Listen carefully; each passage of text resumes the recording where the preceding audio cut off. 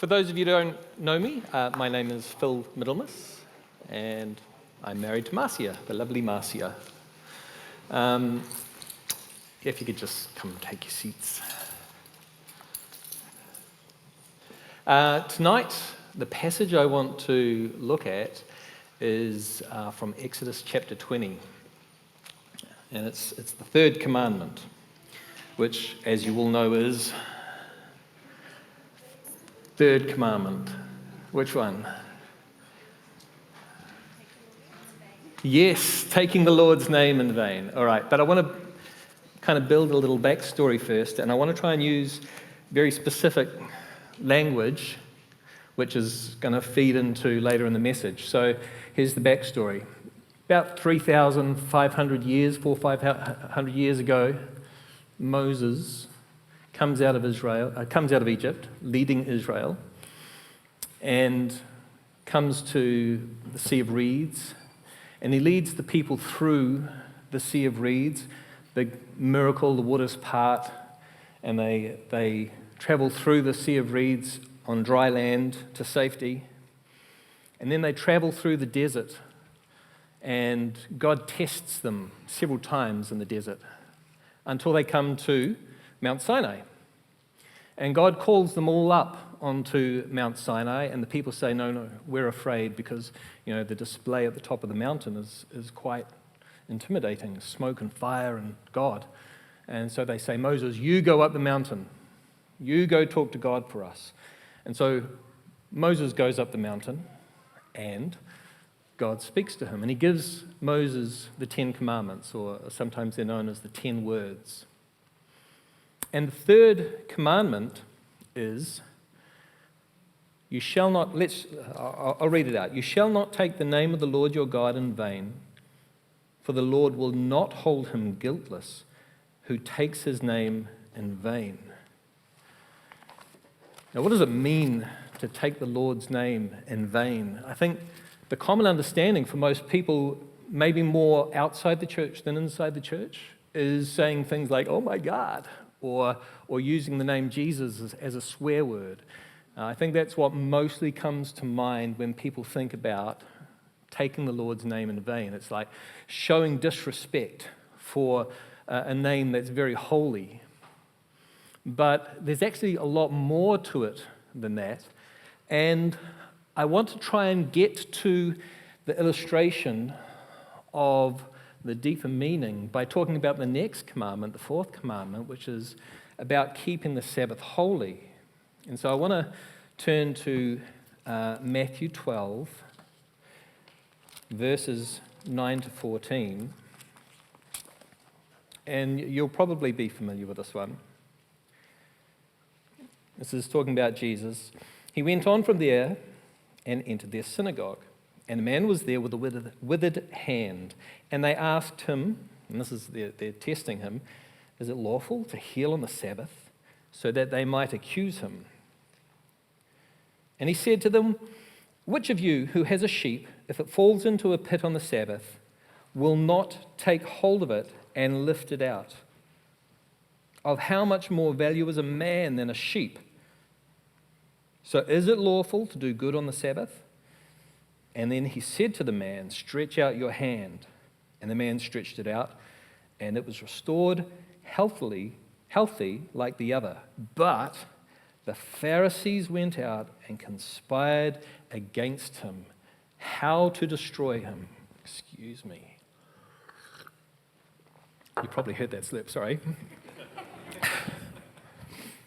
How did the Pharisees get this way? They've just seen a miracle. A guy with a withered hand gets healed in front of their eyes, and they are consumed by the fact that it happened on the Sabbath. What has gone wrong in order to go from Moses giving the commandment to the Pharisees being like they are? Because if you go back and look at the commandment about the Sabbath, it says you're not to do any work on the Sabbath. But then, why is that? Because in 6 days, the Lord made heaven and earth, the sea, and all that is in them, and rested on the seventh day. Therefore, the Lord blessed the Sabbath day and made it holy. So it was a day for resting. a day for holiness, and somehow a miraculous healing is now not seen as holy or restful. Because, what's the purpose of rest? It's to restore us, to bring wholeness and healing back to us, give us life again. And this is what Jesus just did to the man with the withered hand. And kind of a hint as to how it got this way happens a little bit later in Matthew in chapter 15. The Pharisees and scribes, reading from verse 1, came to Jesus from Jerusalem and said, "Why do your disciples break the tradition of the elders? For they do not wash their hands when they eat." And he answered them, "Why do you break the commandment of God for the sake of your tradition? For God commanded, 'Honor your father and mother,' and whoever reviles father or mother must surely die. But you say, if anyone tells his father or mother, 'What you would have gained from me is given to God,' he need not honor his father. So for the sake of your tradition, you have made void the word of God. You hypocrites, well did Isaiah prophesy of you when he said, 'This people honors me with their lips, but their heart is far from me. In vain do they worship me,' and this is the key verse, 'teaching as doctrines the commandments of men.' And he called the people to him." Oh, no, I finished. That's verse 10, going too far. So that phrase, the tradition of elders, what actually happened was, as you know, after the story of Moses, they make it to the promised land. They've got the commandments, but God is looking for faithfulness from the Israelites. And the Israelites become as bad as the nations surrounding them. They worship other gods. There's injustice. There's oppression. And eventually God sends them into exile. They lose the promised land. And then eventually, because God is merciful and he is faithful to his promises, they are returned. So around about 400 or 500 BC, under King Cyrus of Persia, King Cyrus of Persia was known for being a benevolent king who, when he conquered a land, he would let the people rule their own land under his ultimate rule and worship their own gods. He didn't, unlike the Babylonians or the Syrians, he would allow them to worship their own gods. And so he sent people back, and this is around the time of Ezra and Nehemiah, to rebuild the temple. And there was this kind of surge in zeal around that time for God's law. And you can read about it in Ezra and Nehemiah. And what happened was, and you get a little hint of this in the book of Ezra and Nehemiah, they start being so zealous that they start kind of adding to what the law was around the Sabbath. Because that commandment about keeping the Sabbath and not working, it's a little bit vague, it's a little bit ambiguous, and so they start kind of refining what it means to work on the Sabbath.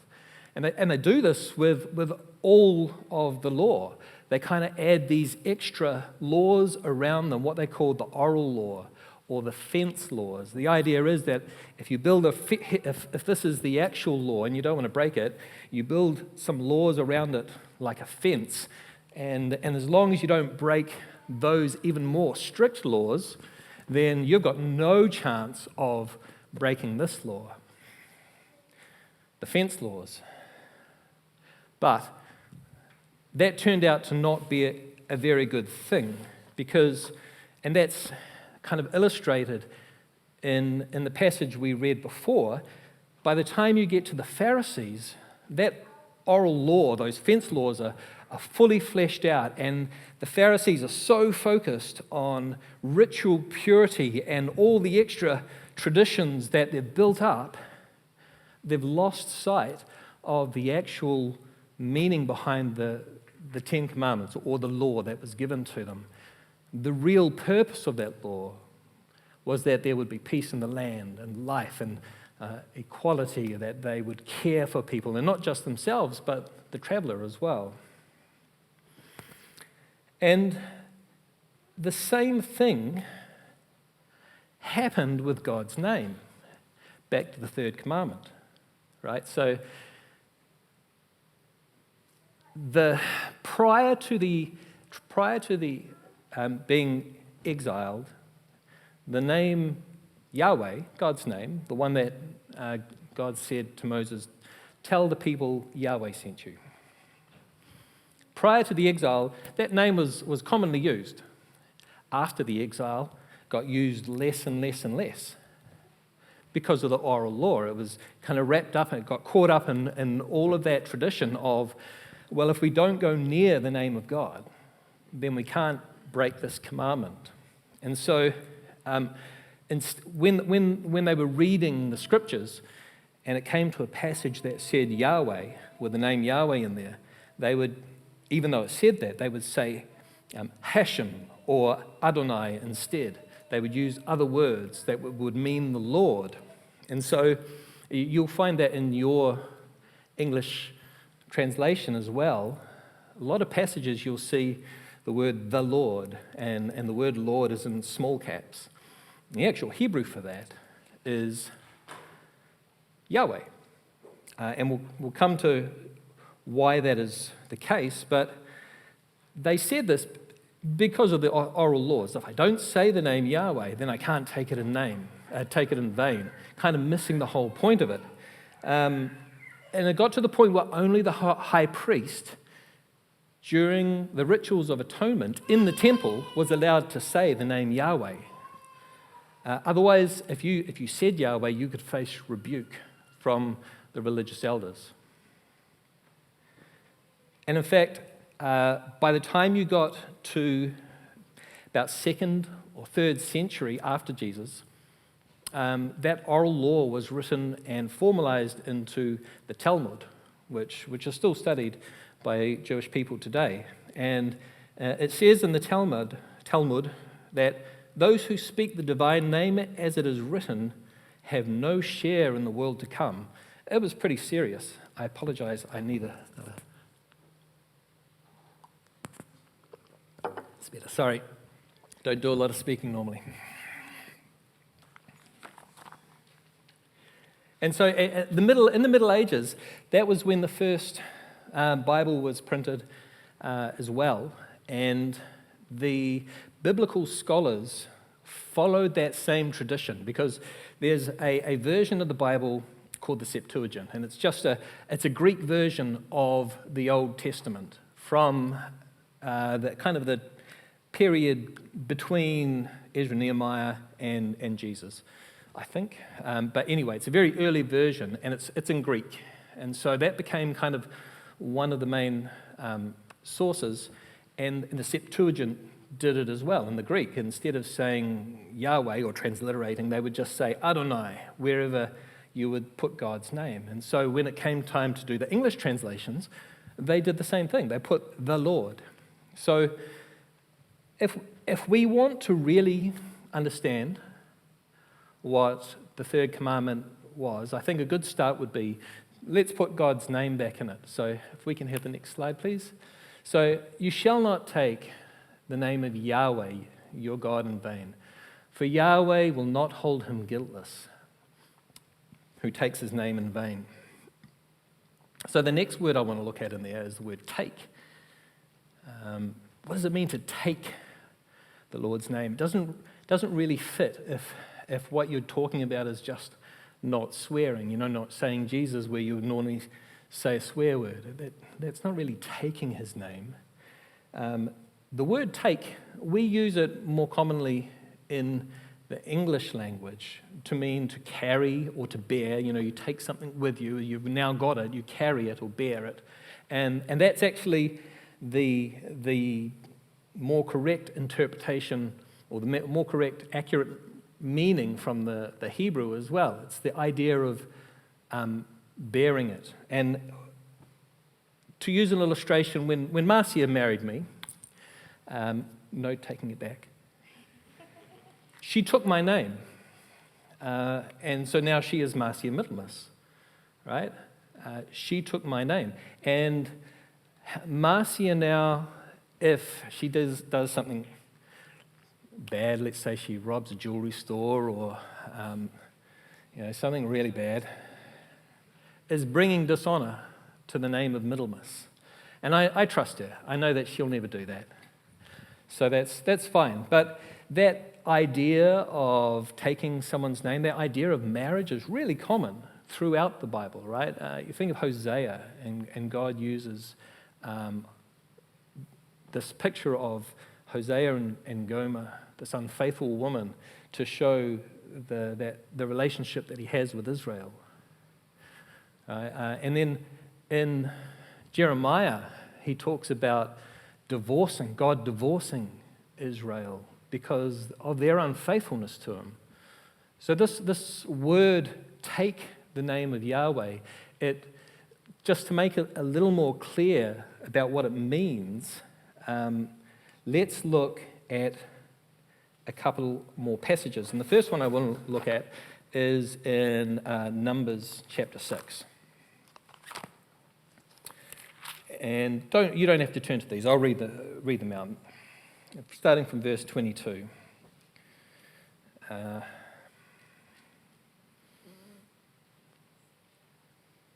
Lord spoke to Moses, saying, "Speak to Aaron and his sons, saying, thus you shall bless the people of Israel. You shall say to them, the Lord bless you and keep you.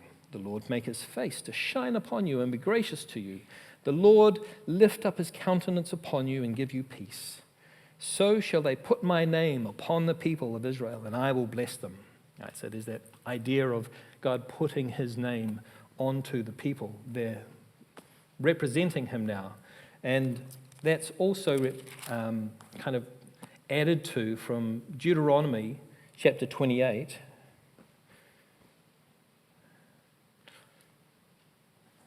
Starting in verse 9.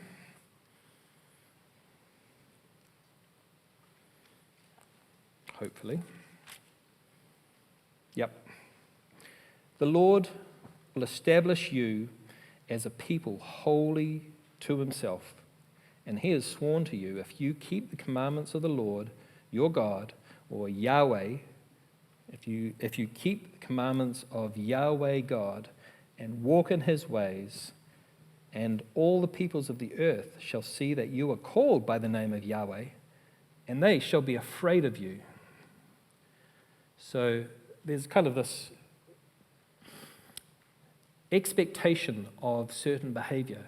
If you're going to be called by the name Yahweh, then you've got to keep the commandments, because this is what it means to be my people. This is what it looks like to be a people of Yahweh. And if you're just going to behave like the cultures around you, with all of their child sacrifice, pagan worship, sexual worship, exploitation and oppression, then you won't be my people. And the last one I want to look at is Ezekiel 36, reading from verse 20. Actually, I'll start from verse 16. The word of the Lord came to me, Son of man, when the house of Israel lived in their own land, they defiled it by their ways and their deeds. Their ways before me were like uncleanness of a woman in her menstrual impurity. So I poured out my wrath upon them for the blood that they had shed in the land, for the idols with which they had defiled it. I scattered them among the nations, and they were dispersed through the countries. In accordance with their ways and their deeds, I judged them. But when they came to the nations, wherever they came, they profaned my holy name. And in that people said of them, these are the people of Yahweh. And yet they had to go out of his land. But I had concern for my holy name, which the house of Israel had profaned among the nations to which they came.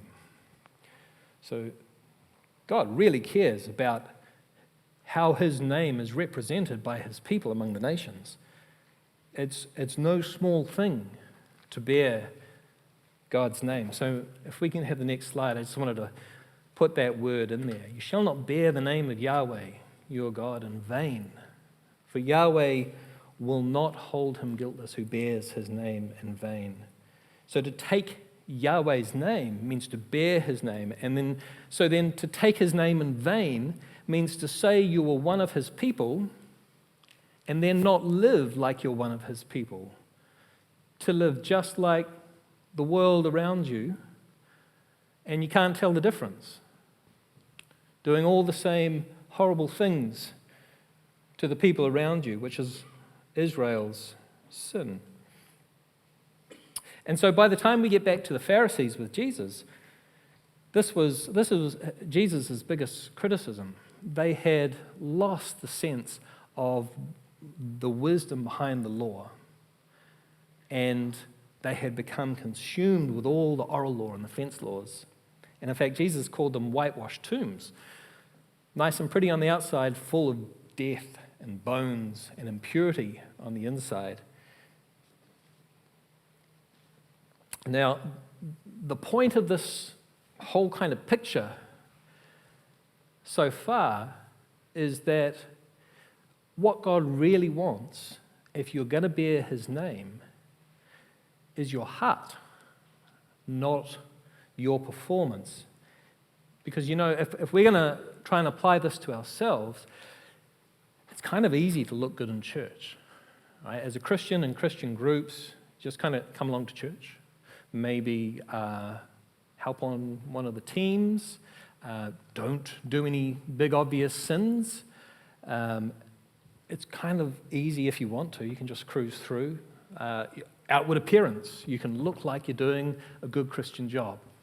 But really, God sees what's going on the inside. He knows if your heart is far from him, and he wants your heart. He wants you to chase him and seek after him with all of your heart, and not just put on a performance so that other Christians will think you're doing a good job.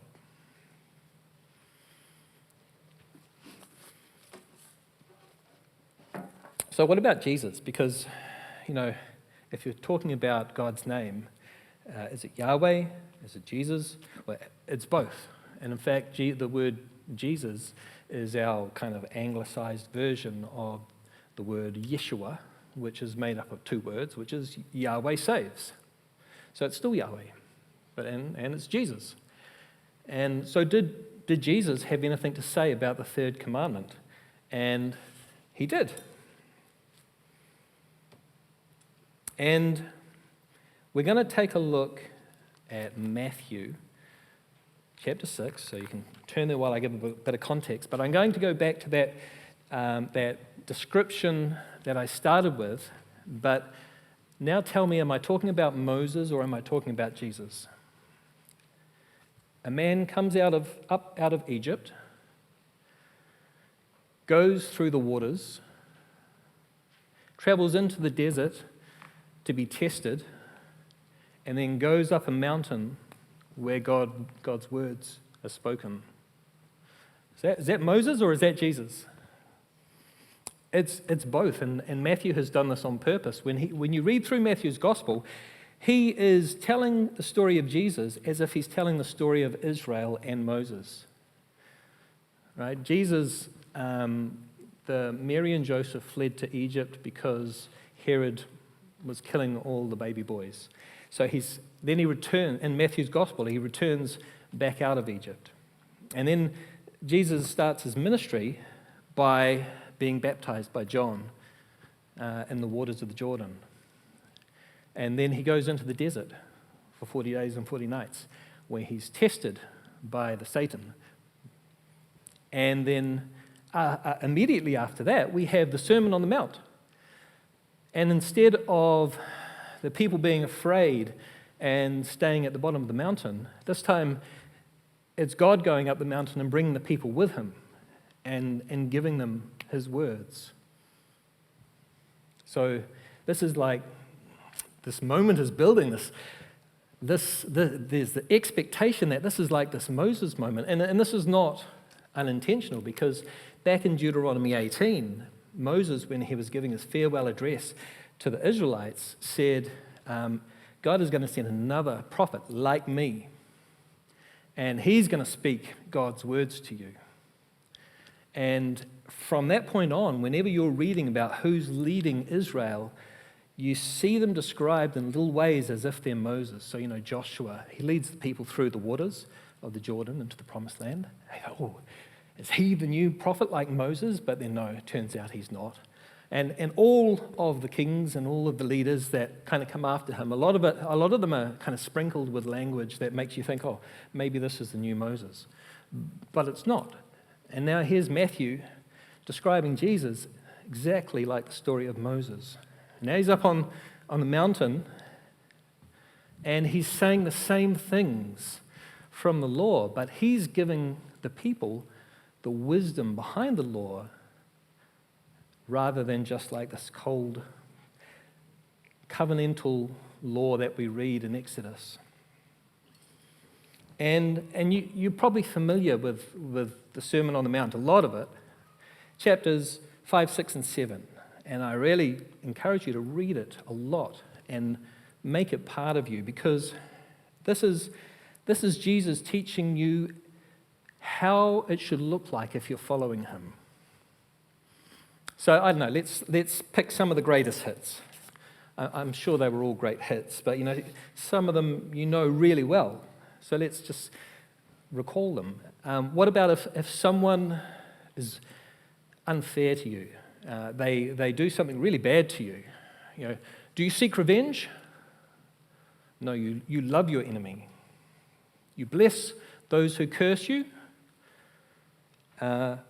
You don't seek revenge. You leave revenge to God. This is like the opposite of what the world would do. The world, especially today, is all about your rights and being a strong individual. But Jesus says, no, the kingdom of God looks a little different. Another one is how you look at people, specifically around sexualizing people. Do you look at someone with lust? Or do you look at them as though they were made in the image of God? Because you've got a lot of people in today's world who don't treat themselves as if they're made in the image of God.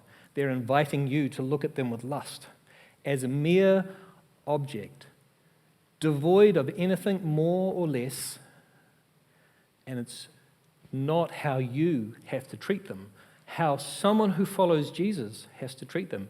In your thoughts, in your approach to them, you treat them like they are made in God's image. And of course, the example of the Pharisees. Part of the Sermon on the Mount is talking about saying your prayers on the corners, fasting, and in such big, obvious display. But Jesus says, no, do your good deeds away from the spotlight, because God sees what is going on in your heart. Just one more. Got to get the job, right? Got to get the promotion, got to get the big house, got to get the big car. Jet ski would be nice. Holiday every year.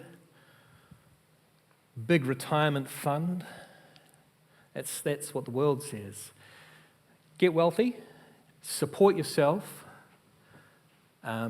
look out for number one, but rich, that's the way to be. And Jesus says, don't worry, don't make your life consumed by the accumulation of wealth. Focus on justice, on giving to the poor. Focus on the things that represent the heart of God. These are the things that Jesus taught what it looks like for you to be his follower, for anyone to be his disciple. It's not like the world, it looks different. And let's be clear, we're not talking about what you need to do to be saved. Salvation is a gift. It's by grace. It's by faith. You can't afford the cost of your salvation. This is not about becoming a Christian. This is about being a Christian. If you're going to run the race, then this is what it looks like.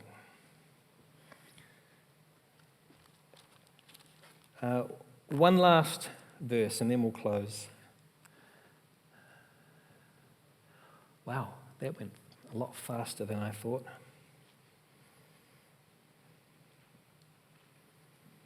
That's because I skipped a whole section, which I really want to go back. Yep. All right, so in the middle of the Sermon on the Mount, Jesus stops and teaches people how to pray, and it's the Lord's Prayer, and we know it, right? And it's, Our Father in heaven. Your translation probably says, hallowed be your name, right? Your kingdom come, your will be done on earth as it is in heaven. And that word hallowed is kind of a little archaic, and sometimes it's translated as holy be your name, which kind of gives the wrong sense of it, as if you're somehow agreeing that God's name is holy. But it's actually, if you, some of your verses, your translations may have a little note that it's about, may your name be kept holy or seen as holy. And that's the sense of it. May your name be seen as holy. And so what you're really praying in this prayer is, Father, you're in heaven, where your will is done perfectly. Well, we know it's not being done perfectly here on earth. I pray that it would be done perfectly on earth. I pray that your name would be seen as holy like it is in heaven. And that's what Jesus teaches us to pray. But what does that mean for us? Because if I use an analogy, if I was in a sports team and I went to my coach and I said, Coach, you're great. I want you to be seen as the best coach in the world this season. What's the coach going to say? He's going to say, great. Let's go onto the field and practice some more, right? Because that coach's renown is based on how the team performs. If the team does poorly, is anyone going to think that they're a great coach? Not really. And so this is Jesus telling us as his disciples, when you pray that God will work through you so that you can be seen as his true followers, keeping his name holy, not profaning it.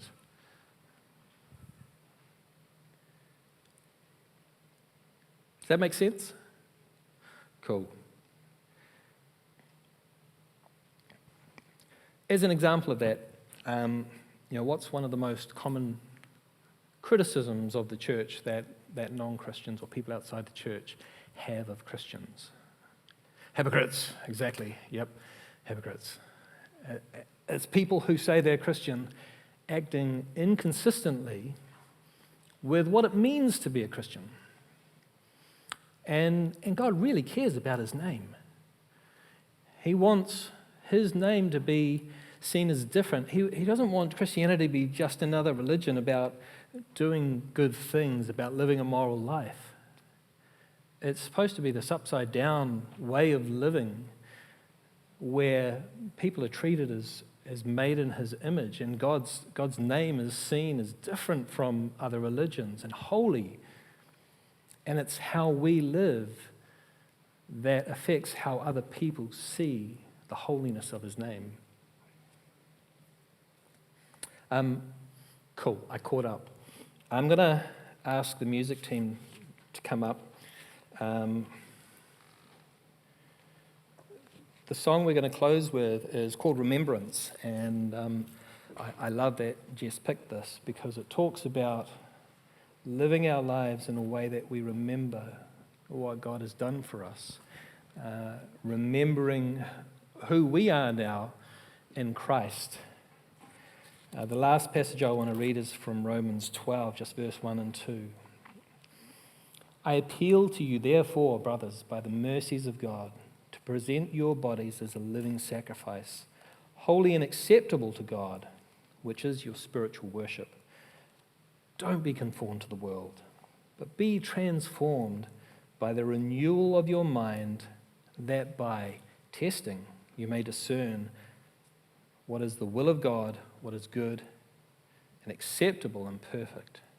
That idea of testing means that you have the knowledge because your mind has been transformed, the way of thinking has been transformed, so that you're able to know if something is good or bad, or true or false. And the way that you get that is by just reading this constantly.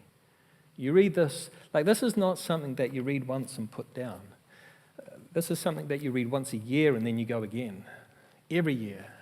You make it part of your life, because when you read it over and over and over, you start seeing how it all fits together, and it starts affecting how you think about the world. And this is what Paul is saying. If you know God's word, it transforms your mind. And he's saying, you do that. Be transformed in your thinking so that you can test for yourselves what is good. So as we sing the song, I just really invite you to think for yourself, is this a time for putting aside a facade maybe? Or maybe just dabbling in faith, and it's just a part of my life, and it doesn't really affect the rest of my life. It's just this thing that I do on Sundays. I would like to invite you to make a change tonight and say, I'm going to live my life remembering who I am in Jesus.